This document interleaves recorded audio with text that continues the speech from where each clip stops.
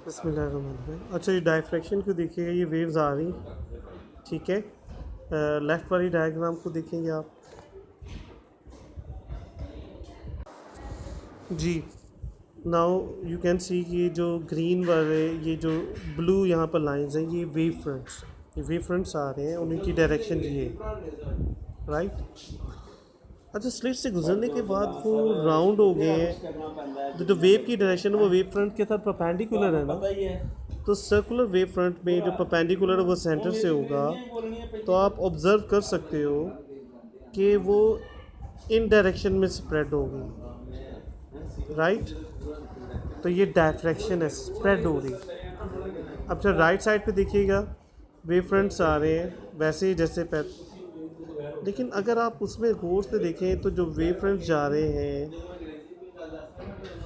वो इन डायरेक्शंस में जा रहे हैं, यानी ये वाली जगहों पे नहीं जा रहे। इसका मतलब यह है कि यहाँ पर जो सेकंड वाली डायग्राम है, यहाँ स्प्रेडिंग और डायफ्रैक्शन कम हो रही, और लेफ़्ट वाली में देखिए तकरीबन राउंड शेप का मतलब हर डायरेक्शन में जा रही।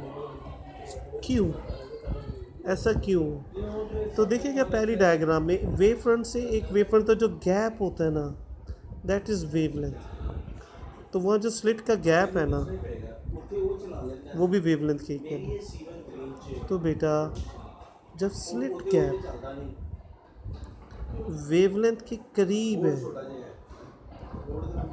इक्वल है ऑलमोस्ट उसकी, तो उस वक्त डायफ्रैक्शन प्रोमिनेंट होती है, जैसे यहाँ फर्स्ट डायग्राम में नज़र आ रही है, ठीक है।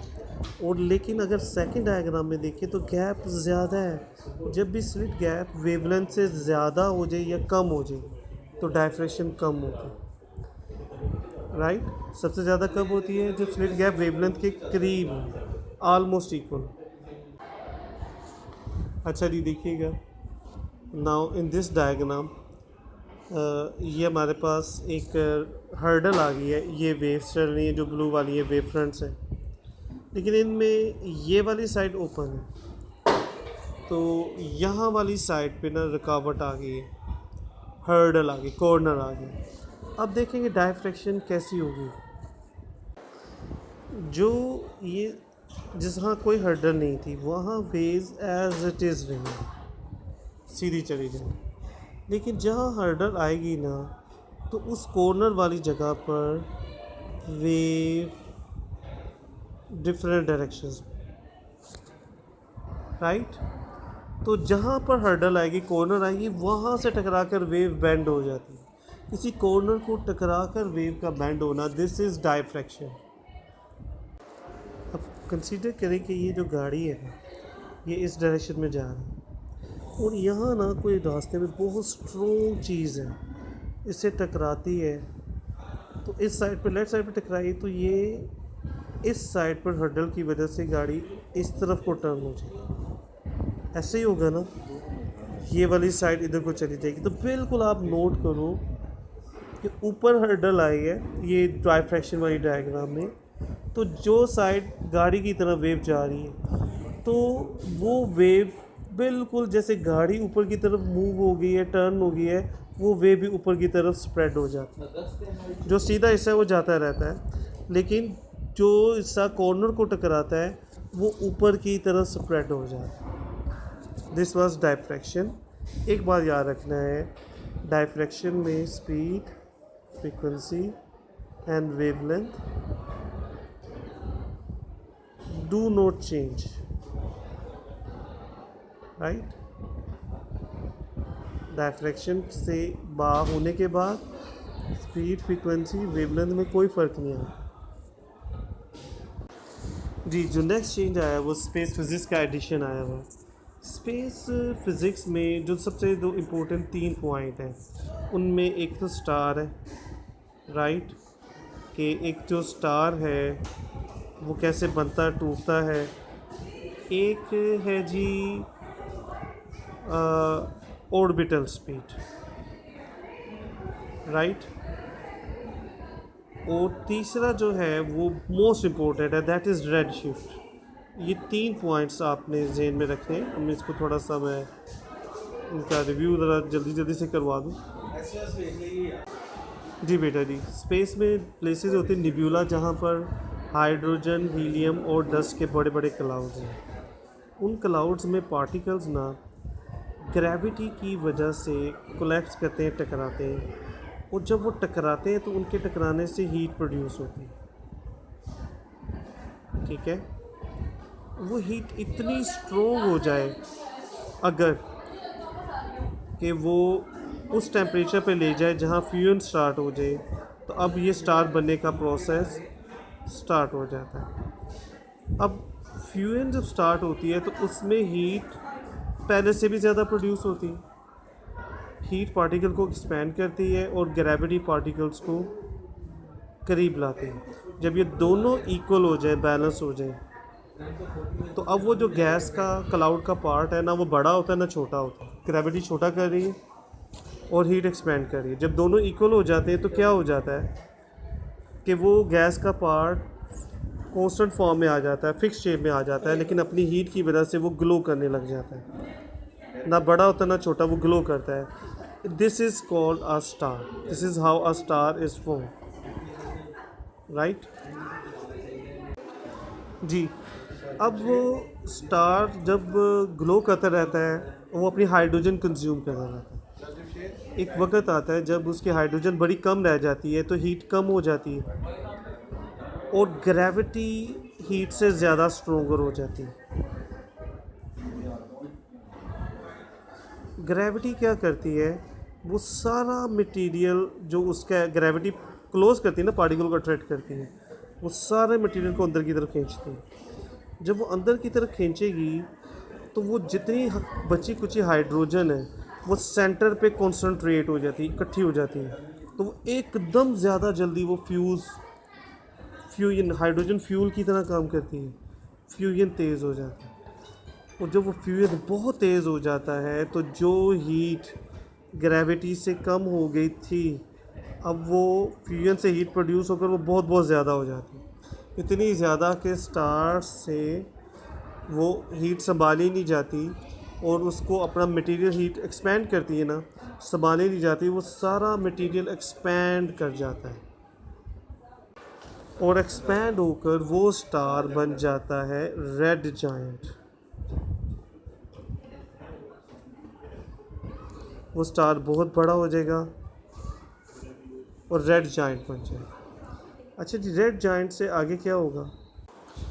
अगर तो वो एक छोटा स्टार है लाइक सन एवरेज, तो वो जो छोटा स्टार है ना, वो जब रेड जायंट बनकर सारी हीट निकल जाएगी, फिर सिर्फ ग्रेविटी रह जाएगी, और ग्रेविटी की वजह से वो सारा स्क्वीज़ होकर छोटा सा ड्वार्फ बन जाएगा। ड्वार्फ कहते हैं ना छोटी चीज़ को, कोनिक। और वो अलबत्ता जब सारा मैटर अंदर की तरफ उसके अट्रैक्ट होता है, उसकी ग्रेविटी स्ट्रॉन्ग हो जाती है। ठीक है, जितना मास उसका अंदर की तरफ जमा होता जाएगा, ग्रेविटी स्ट्रॉन्ग, और एक वक्त आता है वो इतनी ग्रेविटी स्ट्रॉन्ग है कि वो लाइट को भी अट्रैक्ट करने लग जाते हैं, तो वो बन जाता है ब्लैक ड्वार्फ। वो लाइट को भी अट्रैक्ट करने लग जाती है। ये ब्लैक होल का छोटा हिस्सा है, छोटी एग्जांपल। लेकिन अगर वो बड़ा स्टार है, लार्जर है, तो वो जब रेड जायंट बनेगा तो वो एक्सप्लोड ही कर जाएगा, उस मटेरियल संभाला नहीं जाएगा। उससे कहते हैं सुपरनोवा एक्सप्लोड। ठीक है, सुपरनोवा में सारा मटेरियल उसका निकल जाएगा, उससे हीट निकल जाएगी, फिर जो बचा कुचा वो इकट्ठा करेगा ना, तो वो बन जाएगा न्यूट्रॉन स्टार। लेकिन अगर वो स्टार इससे ज़्यादा बड़ा है, ठीक है, तो वो न्यूट्रॉन स्टार की बजाय बनाएगा ब्लैक होल। अच्छा, ब्लैक होल तभी बनता है जब कोई स्टार लाइट को भी अट्रैक्ट करने लग जाए, राइट।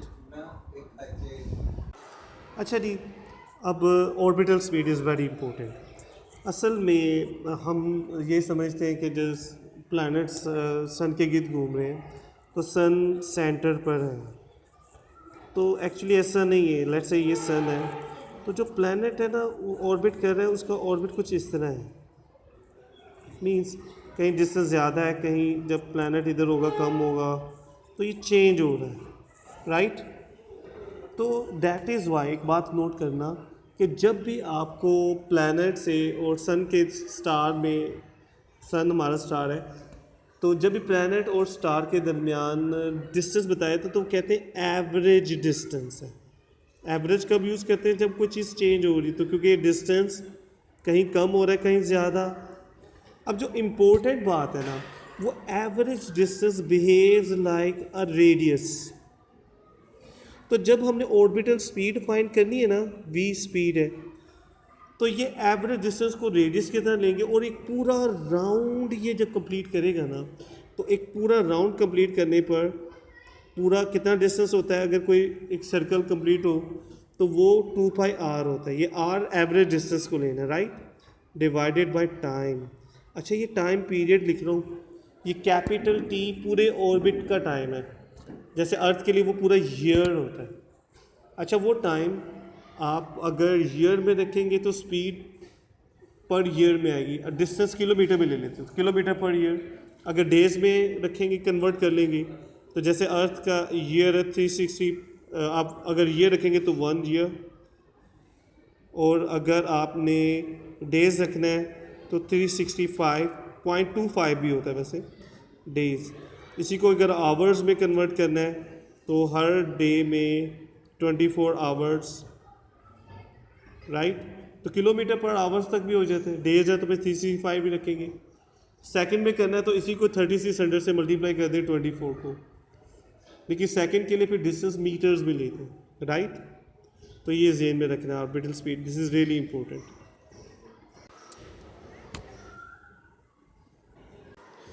जी, तीसरी और जो सबसे इम्पोर्टेंट चीज़ है that is red shift. Red shift ये है कि जब भी कोई सोर्स हो, साउंड हो, लाइट हो, हर वेव पर, जैसे डायफ्रैक्शन भी हर वेव पर होती, तो जब वो सोर्स हमसे दूर जा रहा है, अवे, तो उससे जो आने वाली लाइट है, अगर हम उसको या वेव को, साउंड को देखें, तो उसकी वेवलेंथ इंक्रीज़ हो रही होती और फ्रीक्वेंसी कम हो रही होती। क्यों? वो दूर जा रहा हो। तो दिस टेल्स कि अगर किसी चीज़ से आने वाली वेव की इस चेंज को रेड शिफ्ट कहते हैं। अच्छा, इसका ताल्लुक रेड कलर से इस हद तक है कि जो लाइट में कलर है ना, विब ग्योर हमारे पास 7 कलर है, तो उसमें जो वायलेट कलर वो इंडिगो की जैसा नज़र आएगा, इंडिगो ब्लू जैसा, ब्लू ग्रीन जैसा, ग्रीन येलो जैसा, येलो ऑरेंज, और ऑरेंज रेड जैसा नज़र आने लग जाएगा। यानी रेड वाली साइड की तरफ शिफ्ट होने लग जाएगी, इसे कहते हैं रेड शिफ्ट, राइट।